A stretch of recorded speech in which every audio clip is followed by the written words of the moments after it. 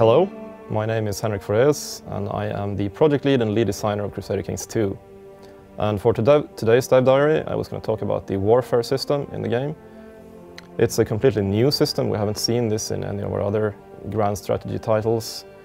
It's based around the concept of the three squares, which was used ever since the days of Alexander the Great, basically up until Napoleon, where you have a left flank, a center, and a right flank, and these face off against each other in battle. Now what happens during a combat is that the flanks fight individually against each other, and they fight in three phases. It begins with a skirmish phase, and then the archers fire off at each other, people die, but then they move closer and engage in melee combat. And in melee combat it's heavy infantry and knights and the heavier troop types that are king. Basically, so if your army is very, very strong on heavy infantry, you're a melee army. After melee, when one of the flanks break, we enter the pursue phase, where you try to pursue the enemy and mow them down, essentially.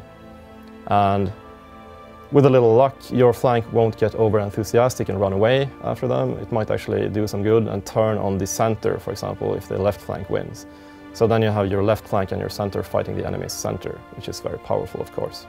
Now, the martial skill of your leaders is, of course, very important. It's a character-driven game, so the characters have different skills and attributes, and martial skill is one of them. A general with a good martial skill will, of course, be more effective than one with a poor martial skill. Also, a good general will pick a better tactic, because there are different tactics to pick in the skirmish phase, the melee phase, and the pursue phase, and some of them are more effective than others. This also depends on the martial skill of the characters.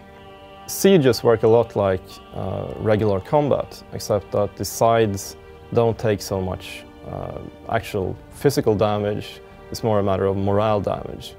Also, during a siege, various events can pop up, like the defenders sally forth, or the attackers assault, or bandits are raiding your supply train and stuff like that. There can also be treachery, you bribe someone to open the gates to let you in. So sieges are fairly interesting, even though they last typically several months of time.